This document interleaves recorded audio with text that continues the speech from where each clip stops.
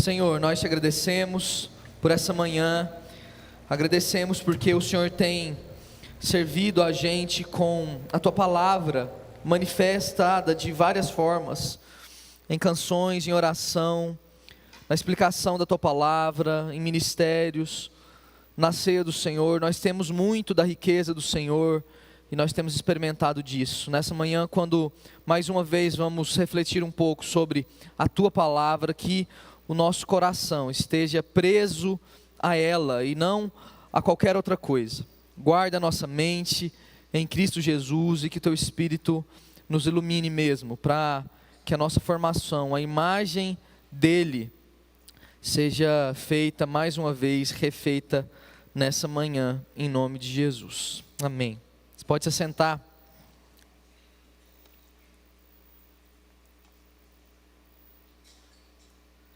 Esse é um final de semana especial para nós como igreja. As nossas crianças com a equipe estão já voltando do acampamento. Inclusive, estão me avisando ali, as crianças que estão aqui essa manhã podem ir para o Luz Kids, tem apoio para elas lá. Como eu disse, o Senhor tem servido a gente tanto lá, mas aqui também para as crianças que precisaram ficar, então elas podem sair. Elas já estão voltando de um final de semana muito, muito abençoador, como era a nossa oração, e o Senhor ouviu certamente. O pastor Rodrigo está em São Paulo já há quase 2 semanas para um treinamento enviado pela igreja para o contexto da igreja urbana e também de plantação de igrejas. O pastor André também apoiando lá no acampamento de crianças. E nós, aqui essa manhã, hoje de manhã e hoje à noite, para pensar um pouco sobre a nossa identidade como novo tipo de gente que o Senhor Deus criou para ser parecido com o Filho dele. E como a gente disse e divulgou nas nossas redes sociais, eu quero pensar com os irmãos um pouco sobre roupa. Sobre roupa. A Bíblia fala muito sobre roupa, você já ouviu e já prestou atenção nisso? Desde o começo até o final. Existe certamente uma teologia da roupa. Mas a ideia é que a roupa que a gente veste acaba dizendo quem a gente é. Vocês já repararam como o que você veste, ou o que as pessoas no geral vestem, dizem sobre a identidade delas? Você já viu quando a gente era adolescente, principalmente mais novo, a gente sempre se reconhecia dentro de uma tribo, de um grupo, muito também por causa do que a gente vestia e do nosso estilo. De algum modo, então, a gente entra num lugar específico, num grupo que crê de uma forma específica, a partir daquilo que a gente também manifesta do lado de fora, ou seja, das nossas roupas. E isso é cada vez mais comum durante o avanço do tempo na nossa sociedade. A roupa acaba sendo uma extensão da gente, que meio que fala sobre nós antes da gente abrir a boca. Um presidente, por exemplo, deve se vestir como um presidente. Um professor se vestir como um professor, seja lá como seja essa vestimenta. Um pastor como um pastor deveria se vestir. Ou seja, existe uma relação entre quem nós somos e o que nós vestimos por quem nós somos. A questão é que se a roupa fala da nossa identidade, a nossa identidade guia as nossas práticas e as nossas ações. Ou seja, você não consegue agir de modo diferente daquilo que você é. E isso acaba transparecendo no jeito que você se mostra exteriormente para as pessoas. E por que isso tudo? Porque Paulo, o apóstolo, usa muito essa linguagem da vestimenta. Você já leu as cartas e já percebeu como ele muitas vezes usa termos como revistam-se, ou vocês se despiram, tiraram as suas roupas, e literalmente sempre que ele usa esses termos, ele está falando de roupa mesmo. Vocês tiraram a roupa e colocaram outra. Mas o que isso significa na nossa relação com Deus e com o mundo, já que a gente foi alcançado por Cristo. É sobre isso que eu queria falar um pouco essa manhã, de forma mais negativa, ou seja, essa manhã a gente vai falar um pouco sobre as roupas que a gente deveria tirar primeiro, e à noite sobre as roupas que a gente deve colocar e vestir por causa da nossa nova identidade. É um chamado que Paulo faz para a igreja de Colossenses, mas também para a nossa igreja hoje aqui em 2023 em Goiânia, para a gente fazer uma renovação do guarda-roupa de um jeito mais profundo e que pode mudar a nossa vida por inteiro. Vamos abrir então em Colossenses capítulo 3, a partir do versículo 1 até o versículo 11, nessa manhã. Colossenses 3, versículo 1, diz assim o apóstolo Paulo: portanto, já que vocês ressuscitaram com Cristo, procurem as coisas que são do alto, onde Cristo está sentado à direita de Deus. Mantenham o pensamento nas coisas do alto e não nas coisas terrenas, pois vocês morreram e agora a sua vida está escondida com Cristo em Deus. E quando Cristo, que é a sua vida, for manifestado, então vocês também serão manifestados com Ele em glória. Assim, façam morrer tudo o que pertence à natureza terrena de vocês. Olha a lista: imoralidade sexual, impureza, paixão, desejos maus e a ganância, que é idolatria. É por causa dessas coisas que vem a ira de Deus sobre os que vivem na desobediência, as quais vocês praticaram no passado, quando costumavam viver nelas. Mas agora, abandonem todas essas coisas: ira, indignação, maldade, maledicência e linguagem indecente no falar. Não mintam uns aos outros, visto que vocês já se despiram, tiraram as roupas do velho homem com as suas práticas e revestiram-se do novo, o qual está sendo renovado em conhecimento à imagem do seu Criador. Nessa nova vida já não há diferença entre judeu e grego, circunciso e incircunciso, bárbaro e cita, escravo e livre, mas Cristo é tudo e está em todos. Talvez Paulo tinha em mente aqui, meus irmãos, a figura do batismo. O batismo era uma cerimônia ritual de iniciação comum. Vocês lembram de João Batista, por exemplo, batizando no Rio Jordão? Era uma prática principalmente para os judeus, na verdade para os gentios, que João chamavam, aqueles que não conheciam a Deus ainda, para o arrependimento. Mas, com o passar do tempo, com a vinda do reino de Deus, na plenitude do tempo que a Escritura fala, João começa a chamar não só aqueles que estavam longe de Israel, mas os próprios israelitas, os judeus, para se batizarem. Isso significa então que, se o batismo é para arrependimento, o que estava acontecendo ali era que João estava chamando não só os de fora, que não conheciam a Deus, mas inclusive aqueles que tinham a lei, para que se arrependessem, ou seja, para que se batizassem. E a figura do batismo representa exatamente isso: morte para um antigo jeito de ser e vida do outro lado, quando você sai do seu batismo para um novo jeito de ser. O batismo, no primeiro século, no Antigo Oriente, onde a revelação de Deus se deu em Jesus com os apóstolos, claro, a gente não consegue sumarizar isso para todas as práticas de batismo, mas a maioria delas aconteciam com homens e mulheres começando o seu processo de batismo nus, pelados.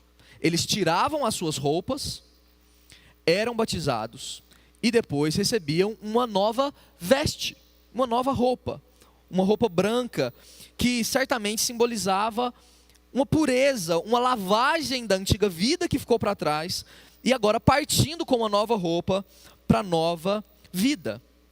E essa ideia, se você olhar os primeiros versículos que a gente leu, Paulo está concluindo isso para os irmãos da igreja de Colossos: vocês morreram com Cristo para ressuscitarem com Cristo. E é com Cristo. Cristo não só morreu pela sua igreja, como morreu com a sua igreja, de modo que você e eu estávamos morrendo com Ele para o antigo jeito de ser, onde as nossas paixões, os nossos pecados direcionavam as nossas ações, por causa da nossa antiga identidade.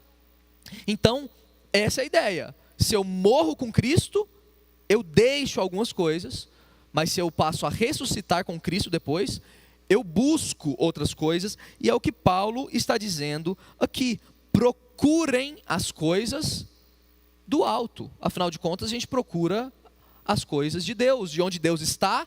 O Cristo exaltado depois da sua ressurreição está exaltado, está num lugar mais alto, e Paulo está dizendo: já que vocês morreram com Ele, agora busquem as coisas dele, e Ele está no alto.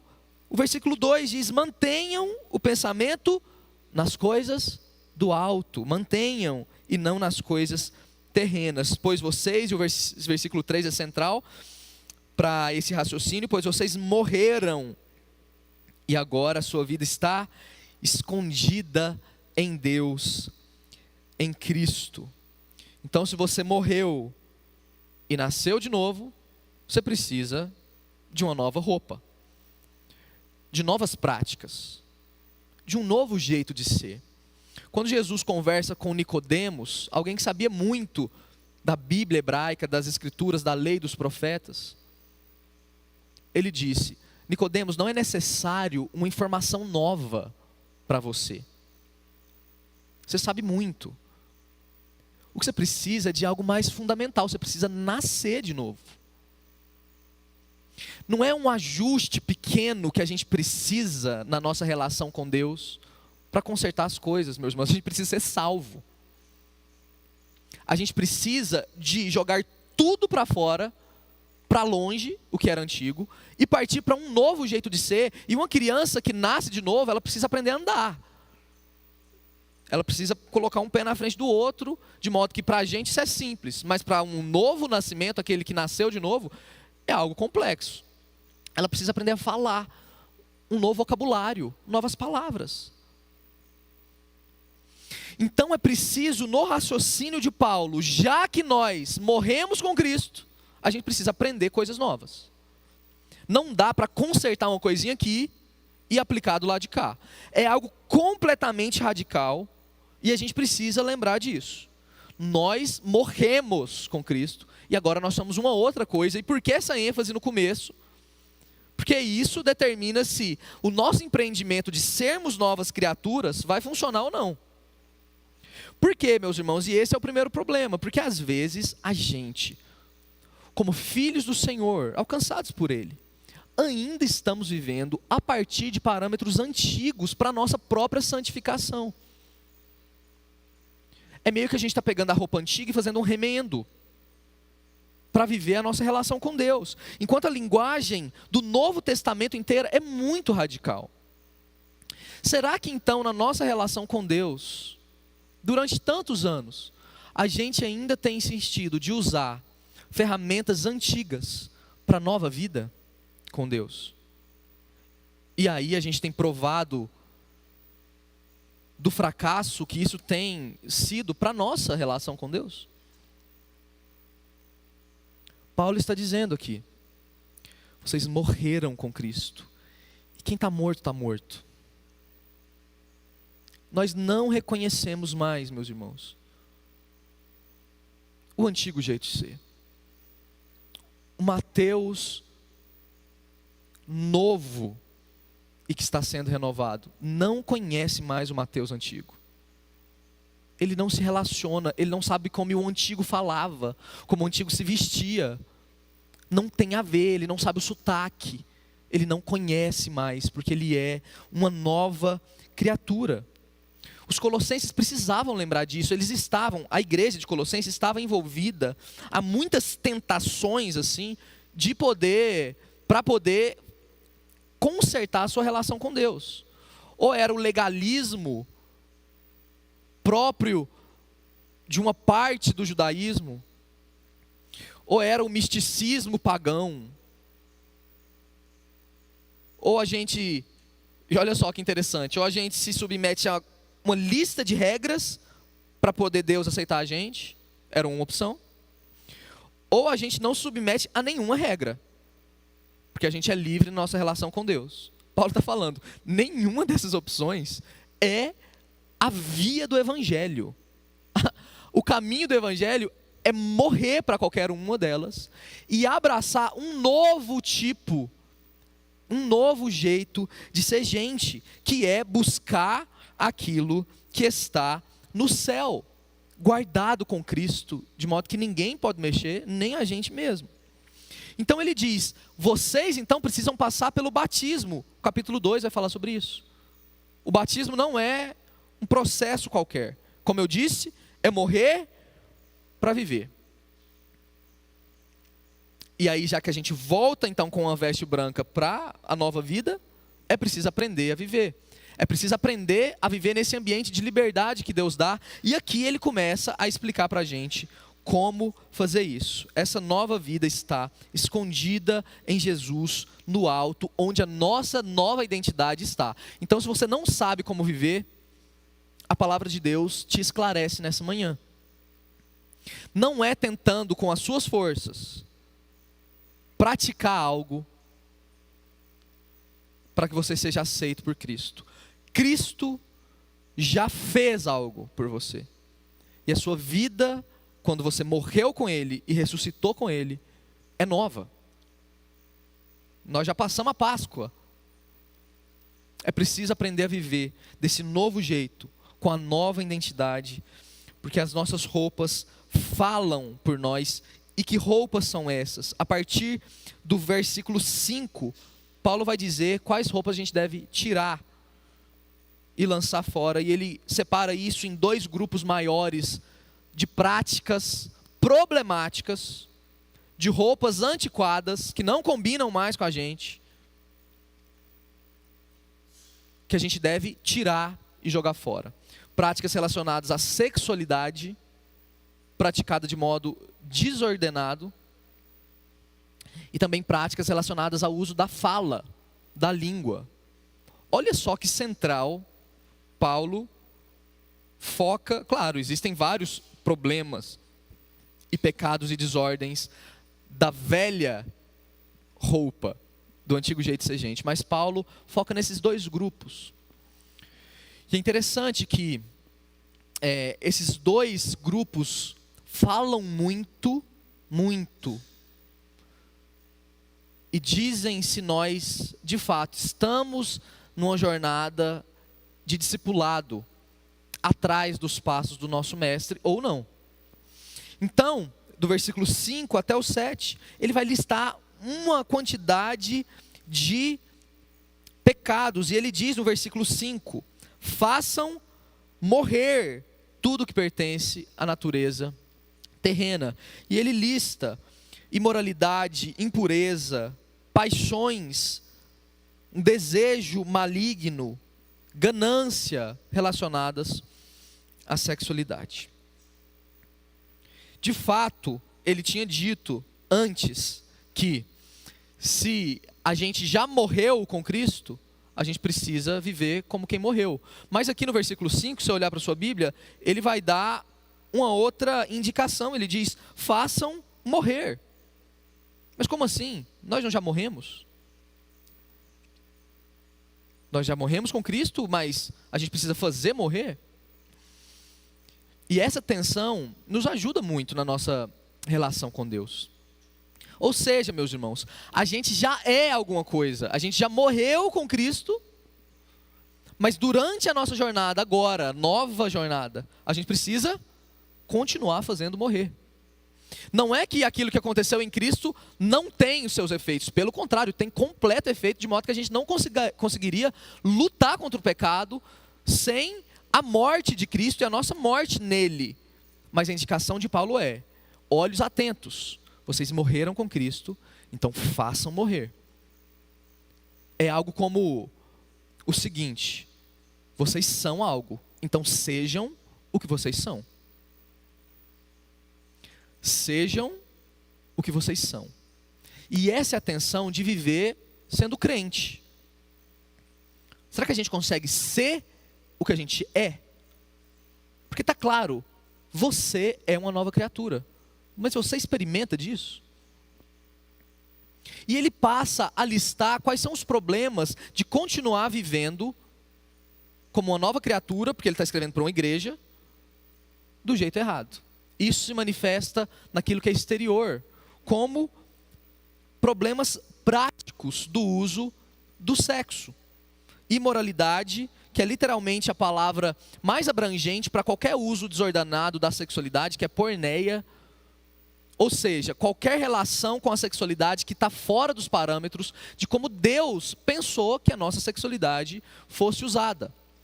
Isso é o que moralidade quer dizer, mas também pensamentos maus, paixões lascivas. Ou seja, tanto a parte prática, mas também a parte psicológica, talvez, mental, ou do desejo que ainda não foi consumado. Paulo está dizendo, tanto uma coisa contra a outra. É roupa antiga para jogar fora. Vocês não foram criados para isso. De modo que se vocês insistirem nessas práticas, vocês vão experimentar uma desordem no coração, porque vocês não são esse tipo de pessoa. Vocês vão ficar incomodados, decepcionados, tristes, e não vão avançar na sua relação com Deus, porque vocês já morreram para elas. Ganância, ele também diz que é idolatria, e a gente poderia presumir nessa lista relacionada a pecados da sexualidade, que seria uma cobiça relacionada à sexualidade. O que é cobiça? O que é ganância, meus irmãos? É querer das coisas mais do que as coisas têm para oferecer. É querer do sexo mais do que o sexo foi criado para ser experimentado. É querer do dinheiro mais do que o dinheiro é. E quando a gente é ganancioso nesse sentido, a gente coloca coisas como ídolos. E a gente se vira para eles como deuses. Mas note, nós morremos com Cristo. E nós precisamos buscar as coisas que estão guardadas em Cristo, e não nas coisas que estão guardadas nos desejos do velho homem. E esse é um problema dessa primeira lista, que Paulo está dizendo aqui. Deus se ira contra aqueles que praticam esses pecados. Ele julga, porque ele pode julgar. Ele não criou a sua igreja para tais práticas. Mas vamos estender isso. Será então que a gente não tem tentado mudar práticas sem limpar os desejos? E é por isso que a gente tem falhado na nossa santificação muitas vezes? Será que a gente tem tentado lutar com a nossa força, a força do nosso braço, sem antes dar um passo para trás e perceber que a solução para a nossa santificação tem a ver com aquilo que está antes de nós, e não o que a gente pode fazer a partir de agora?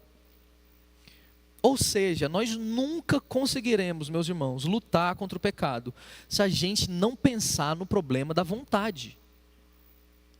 Você tem vontade de pecar? Ou a sua vontade foi purificada e transformada até o seu âmago, porque você morreu de novo e agora você é uma outra pessoa? Uma outra pessoa. Nós não vamos conseguir, na nossa jornada, de vestir a nossa nova identidade, viver na nossa relação com Deus de modo satisfatório, como Ele quer, se a gente pensar as coisas na superficialidade. É preciso pensar naquilo que alimenta as nossas vontades. Paulo disse antes de colocar a lista: busquem as coisas do alto primeiro. De modo que essa ordem importa. Se a gente buscar as coisas do alto, vai ficar bem mais fácil a gente fugir da lista dos pecados da sexualidade, mas não só da sexualidade, mas também da língua, da fala indecente é a segunda lista a partir do versículo 8 e 9.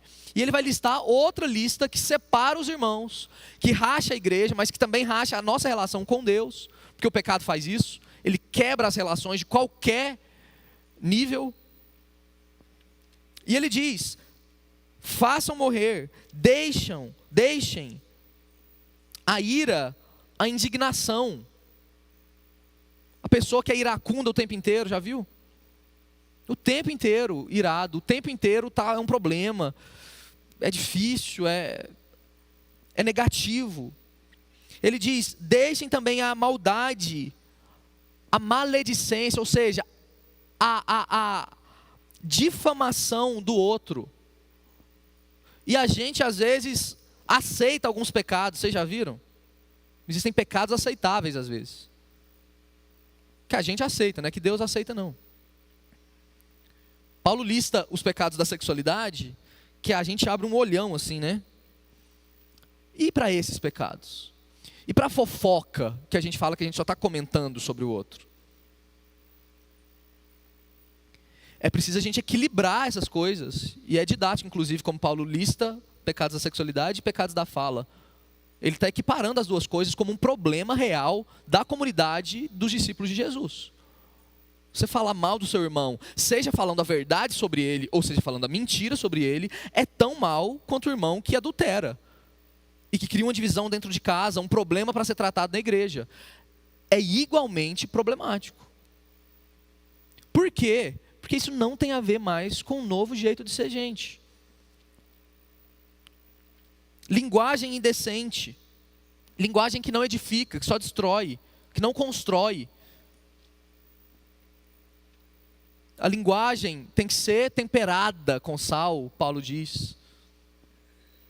A mentira, ele lista por último, coisas que a gente pode fazer com a boca. Como assim mentira, gente? Dentro da igreja? Se o Cristo que formou a gente é a verdade, se a gente foi alcançado pela verdade do Evangelho, como a gente vai construir alguma coisa a partir da mentira? Se Satanás é o pai da mentira, inclusive, e nós chamamos Deus de pai. Paulo está dizendo que a gente precisa então se despir. E esse é o primeiro estágio. A gente vai continuar à noite, falar sobre esse aspecto mais positivo. Mas esse é o aspecto negativo, sem o qual a gente não consegue viver a partir da nossa nova identidade. E eu sei, meus irmãos, que é cansativo, que é, de fato, uma tarefa a ser feita para aqueles que foram alcançados por Cristo. Mas graças a Deus que Ele não nos deixa sozinho nessa jornada. Não é o caso de Deus dar uma grande lista de regras para nós. Ele mesmo promoveu o jeito da gente poder viver nessa nova realidade. Paulo diz, então abracem isso. Abracem isso. Seja o que vocês são. Elevem a condição de vocês ao estado de vocês. O estado de vocês vocês são um novo tipo de gente, novas criaturas. Então elevem o que vocês fazem, vivem a essa situação que Deus já garantiu para vocês. É possível, por exemplo, você ser casado como estado civil, oficialmente casado, mas viver como separado.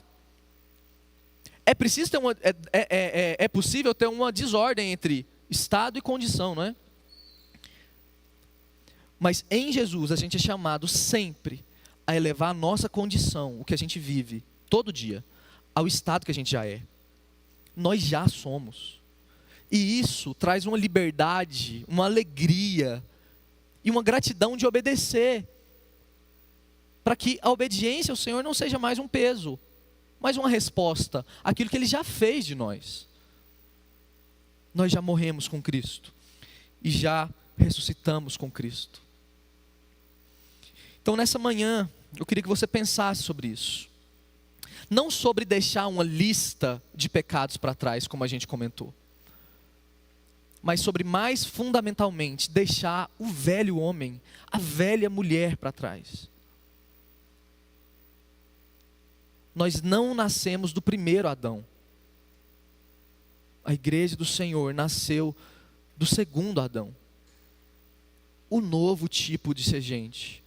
É preciso aprender os passos, o jeito de andar, de dizer.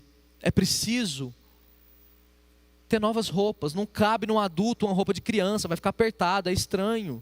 Você não vai conseguir andar direito. Você vai rasgar a roupa.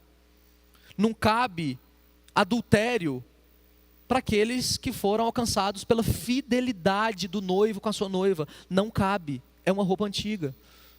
Não cabe mentira entre aqueles que foram alcançados pela verdade do Evangelho do Senhor. Não cabe. E como a gente pode viver essa nova realidade? Vestindo o novo.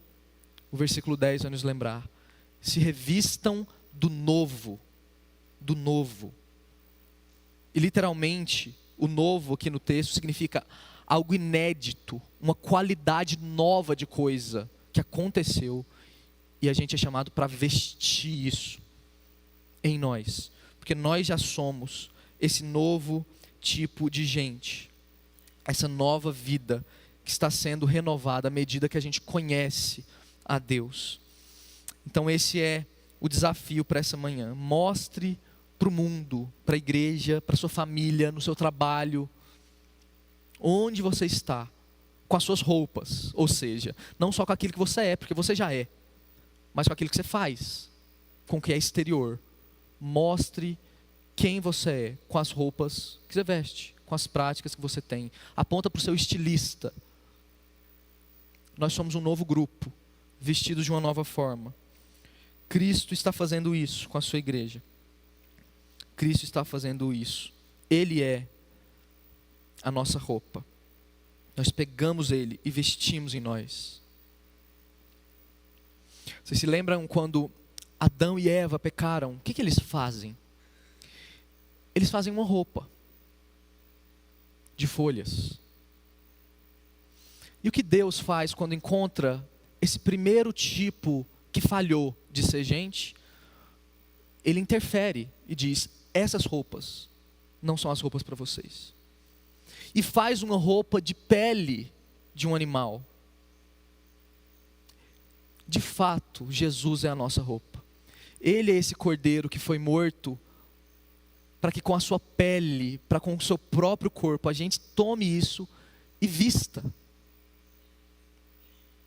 Até que um dia a gente se encontre com Ele como uma noiva adornada, com uma veste pura e limpa, para nos encontrarmos com aquele que nos vestiu com a roupa que a gente deve usar.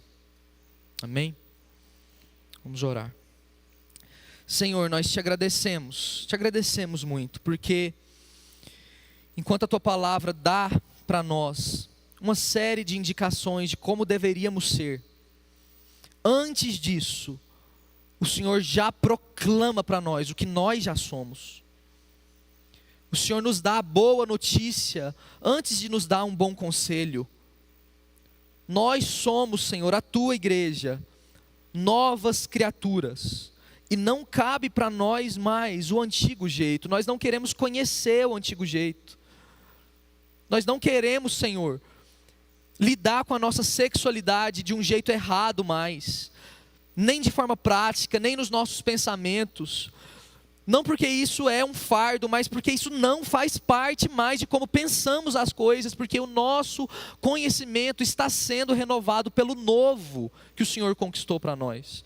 Nós queremos, Senhor, ser uma igreja que fala a verdade, que abençoa com as palavras, que é rica em conselhos sábios, que usa a língua e a fala de modo adequado, porque nós somos uma nova criatura no Senhor. Então nessa manhã, quando pensamos um pouco sobre o primeiro estágio de vestir a nossa identidade, que a gente lembre que primeiro a gente precisa tirar algumas coisas, rasgar a roupa suja, velha, que não combina mais com a gente, que nessa manhã quem produza isso seja o teu próprio Espírito e não nós mesmos, Senhor. Nos livra daquilo que estava nos aprisionando na nossa jornada de caminhar com o Senhor. Livra a gente E como os nossos irmãos no primeiro século eram batizados nus, queremos sair daqui nus, Senhor. Nus daquilo que nos prende, que tem a ver com o antigo modo contra o Senhor de viver, para que a gente abrace as novas roupas que o Senhor tem para nós. Essa é a nossa oração. Em nome de Jesus, abençoa o teu povo nessa manhã. Despede o teu povo em paz, guardados por ti, cheios da tua alegria, para irem em missão a partir da identidade que nós já temos no Senhor, em nome de Jesus. Amém.